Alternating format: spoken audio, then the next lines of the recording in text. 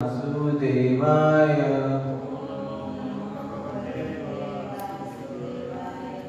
Om Namo Bhagavate Vasudevaya.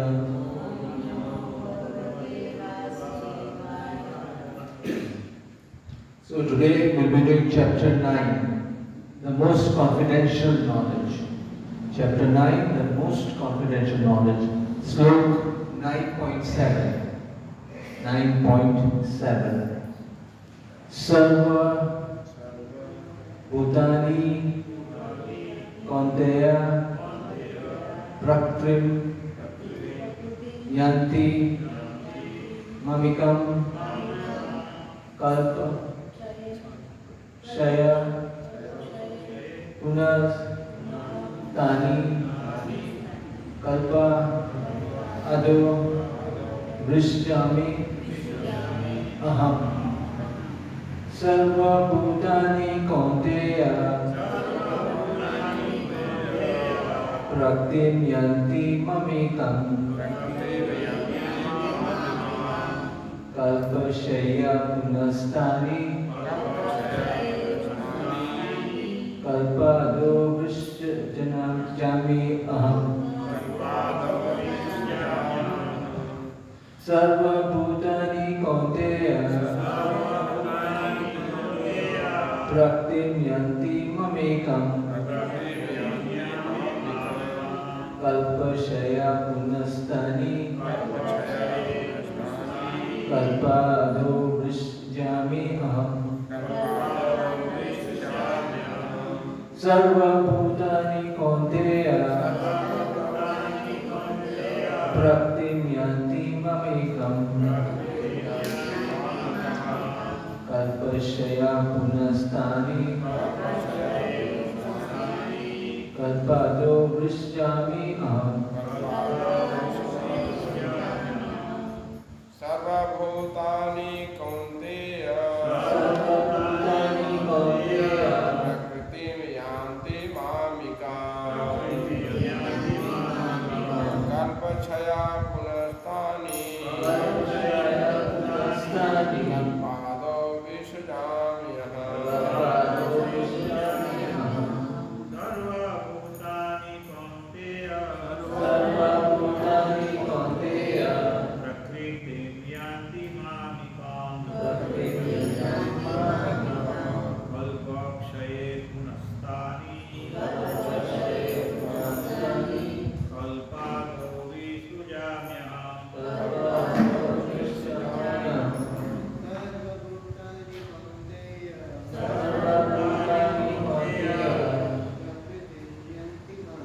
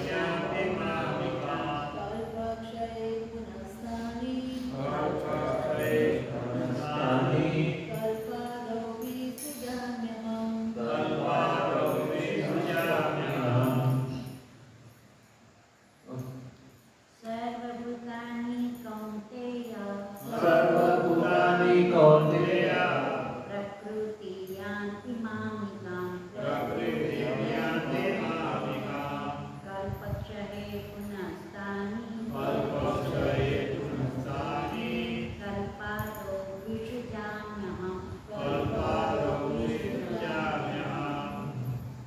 Okay, translation and purport by His Divine Grace, Srila Prabhupada. Srila Prabhupada ki? Okay, word for word translation. Sarva Bhutani, all created entities. Kaunteya, O son of Kunti. Prakritim, nature. Yanti, enter.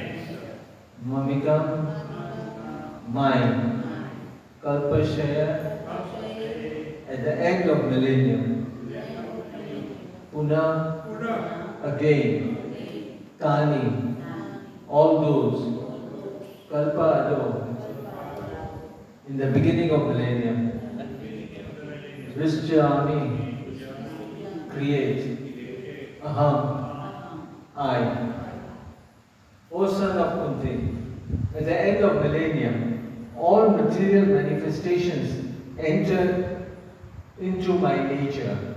And at the beginning of another millennium, by my potency, I create them again. Please repeat after me. O son of Kunti, at the end of the millennium, all material manifestations enter into my nature. And at the beginning of another millennium, by my potency, I create them again. Purpose. The creation, maintenance and annihilation of this material cosmic manifestation are completely dependent on the supreme will of the personality of Godhead. At the end of millennium means at the death of Brahma. Brahma lives for 100 years and his day is calculated at 4.300 million of our earthly years, 4,300 million years. His night is of the same duration. His month consists of 30 days and nights, and his year is of 12 months. After 100 such years, when Brahma dies, the devastation of annihilation takes place. This means that the energy manifested by the Supreme Lord is again wound up in himself. Then again, when there is a need to manifest the cosmic world, it is done by his will. Bahusha, although I am one, I shall become many. This is a Vedic aphorism. Chandogya Upanishad 6.2.3. He expands himself in this material energy and the whole cosmic manifestation again takes place. Om Agyanati Virantasya Jnana Jana Salakaya Chakshur Militam Yena Tasmai Shri Guruve Namah Shri Chaitanya Manopistam Stapitam Yena Bhutale Swayam Rupa Kadamayam Dadati Swapadantikam. He Krishna Karuna Sindhu Dinabandhu Jagatpate Gopesha Gopika Kanta Radha Kanta Namostute Tapta Kanchana Gaurangi Radhe Vrindavaneshwari Vrishabhanu Sute Devi Pranamami Hari Priye Vacha Kalparupyasya Kripa Sindhubhyo Vacha Patitanam Pavanebhyo Vaishnavebhyo Namo Namah. Jai Sri Krishna Chaitanya Prabhu Nityananda Shri Advaita Gadadhara Shivasati Gaura Bhakta Vrinda. Hare Krishna Krishna Krishna Hare Hare Hare Rama Rama Rama Hare Hare.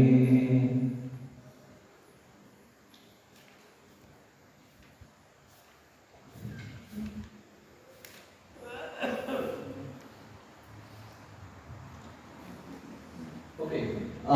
Throughout the Bhagavad Gita, Krishna is systematically presented three levels of knowledge.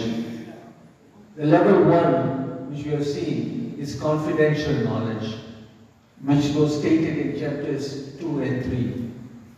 Right? The first level of knowledge, just confidential knowledge, because even people did not know this. So, second and third chapter relates to that, which is the difference between the body and soul. Difference between material and spiritual.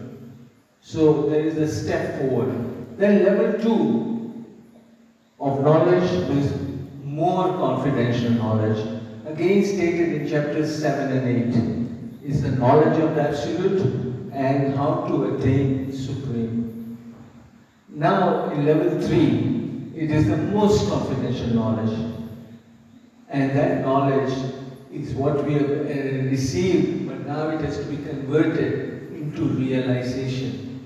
How to get into realization? So Bhagavan is giving his lot of his glories so we can understand and appreciate.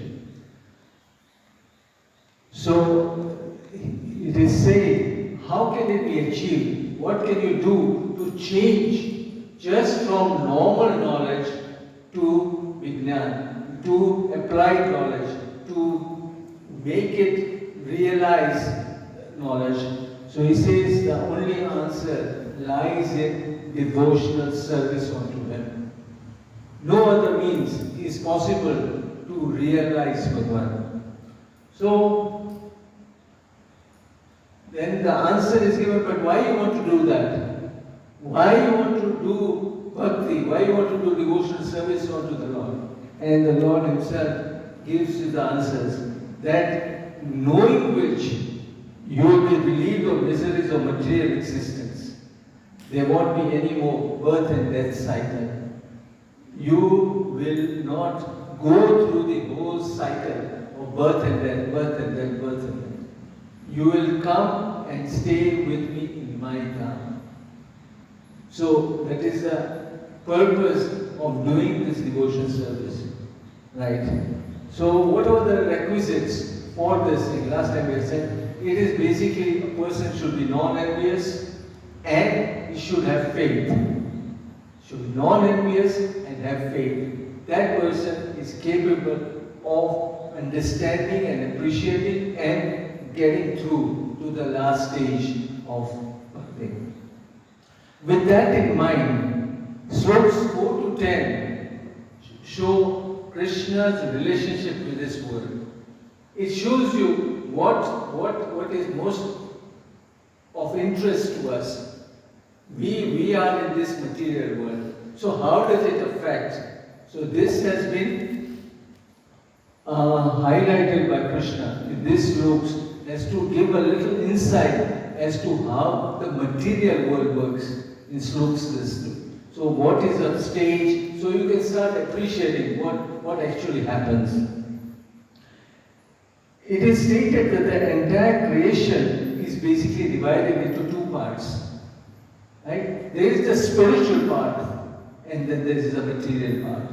The spiritual part consists of 75% of the entire creation. 75% of the creation belongs to the Dham of Bhagavan. This material creation is only 25%. Right? So we are in that 25%. Why? Because we did not want to stay with Bhagavan. So we were pushed into this position. Right.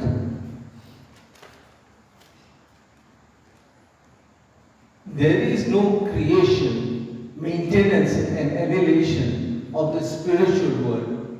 Nothing happens there. There is not this process, what we are going to discuss is now. The process of creation, maintenance, destruction does not take place in the spiritual world. It is only in this material world that it is.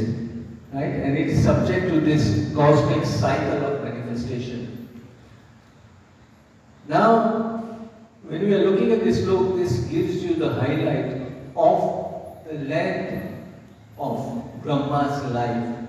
This has also been covered earlier in sloka 8:17. But anyway, just for our recap, it is there are 4 yugas: Satyug, Treta-yuga, Dwapar-yuga, and Kali-yuga. So Satyug consists of 1.728 million years. 1.728 million years. Treta-yuga of 1,296,000 years. Dwapar-yuga 864,000 years. And Kali-yuga, which we are presently in, is 432,000 years. If you make a total of all these 4 yugas, they follow sequentially. They are in a cycle. Satyug followed by Treta, then Dwapar Yuga, Kali Yuga, then again Satyug. So that whole cycle one cycle, one rotation is of 4,320,000 years, 4.32 million years, right? That is also called Mahayug.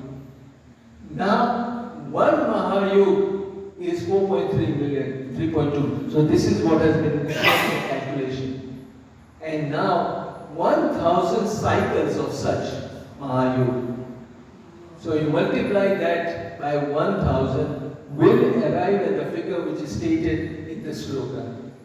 That is the length of 1 day for Brahma. And that 1 day is basically not what we understand to be 24 hours, but 12 hours of Brahma.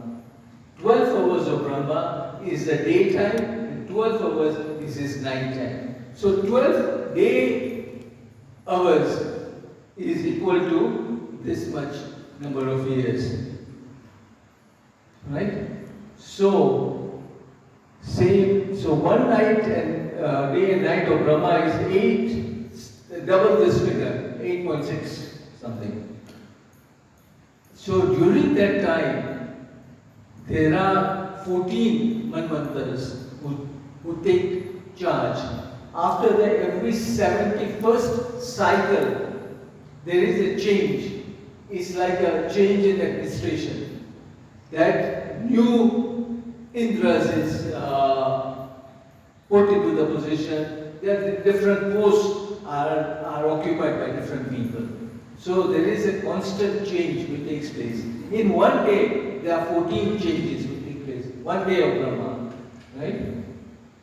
So if you multiply the entire figures, it comes to 311 trillion years.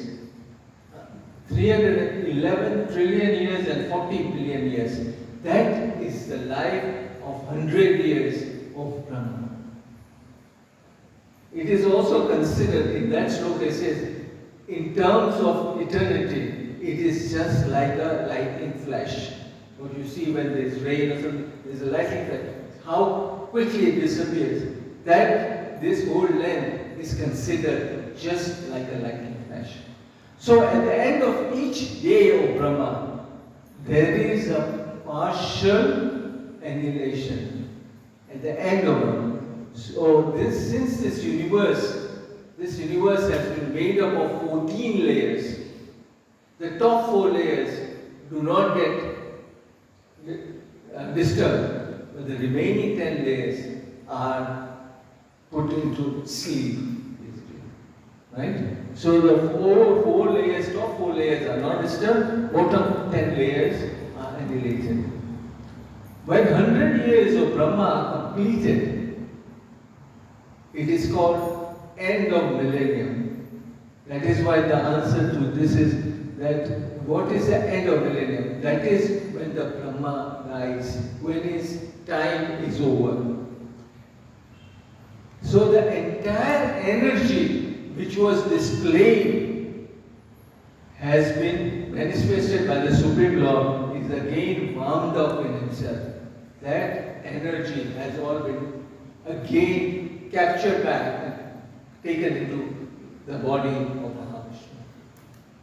This happens when the Lord breathes in the whole creation. That is the time when it gets wound up. Again, when the Lord breathes out, new universes are formed and new Brahmas created. When I say new Brahmas, it's not only one Brahma which has been created. We know of only one for our creation. There are countless universes which have been formed. Every second when Bhagwan breathes in, the Brahmas are all wound in. When he breathes out, new Brahmas are formed, new universes are formed. So how these universes are created is explained in the following sloka. But just as a little brief thing, Mahavishnu lies in the ocean and breathes out innumerable universes, and in each universe enters as Garbhodakshaya Vishnu. Where Brahma is created and then Paramatma enters. Later on, Kshirodakshaya Vishnu enters into all the atoms.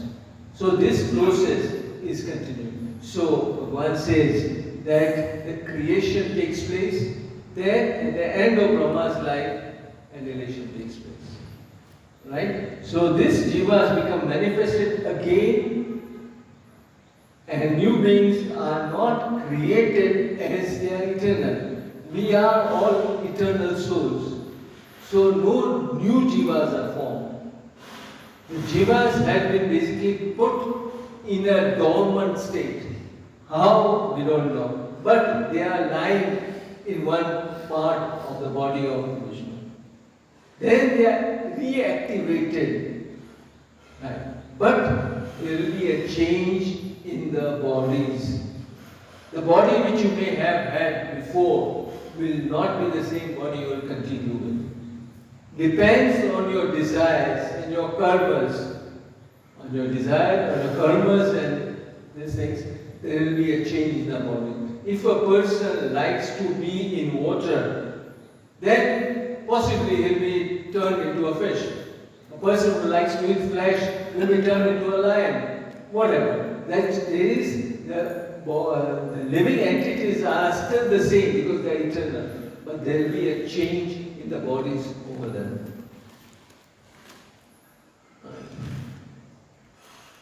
So the question arises, why does Krishna want to do all this? So this is to give the opportunity to the jivas that this is like a jail for them. This is the entire jail, and Bhagavan has put us here on this earth. So we improve, we do bhakti, we can go back to Him. And like he says, by going back, there won't be any more further birth and death cycles going on. So it gives to give an opportunity to jivas to go back to Godhead. And just imagine, having known these facts, knowing all this information, if a person doesn't utilize this opportunity, then what hope is for that person? He should be sort of grabbing this opportunity with both hands. This knowledge should awaken us to do devotional service. And this is easiest by chanting the Maha Mantra. Right? Hare Krishna, Krishna Krishna, Hare Hare, Hare Ram, Ram Ram, Hare Hare. There was a little clip which Prabhuji had shared with me, and he says, let's say if you read or person may not understand. Let's say he tries to read the Gita and tries to get something. He may not understand it. Let's say there is another person who reads and understands, but he doesn't become convinced. Right? To get him to become convinced, the easiest way is to chant the Harinam. That will make the process of convincing him that to do bhakti to the Supreme. So this is what this sloka is all about, that annihilation takes place at the end of Brahma's life. It takes during the life of Brahma, but that is partial annihilation. This is final, and then the whole thing is wound up. It goes into the body of the Mahavishnu, and then again when Mahavishnu breathes out, it is released. Again the whole cycle starts. That process is continuous, giving utmost opportunity to everyone. But you should grab it with both your hands in this particular lifetime. Thank you. Hare Krishna. Granth-raj Bhagavad Gita ki jai. Srila Prabhupada ki jai. Hare Krishna.